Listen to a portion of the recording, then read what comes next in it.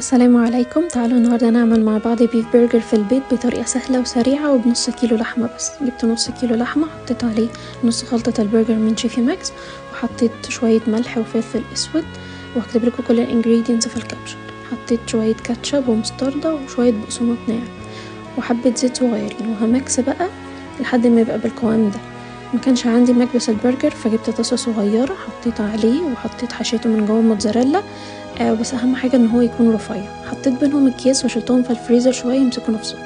عشان اعمل بقى صوص البيج ماك جبت شويه مايونيز على مستردة على كاتشب وتوم وبصل باودر وشويه ملح وفلفل اسود وحبه خل ومعلقه عسل وسكر، وهقلبهم واحط معلقه بابريكا مدخنه، وهقطع البصل صغير قوي والخيار المخلل واقلبهم. بقى عندي احلى صوص بيج ماك.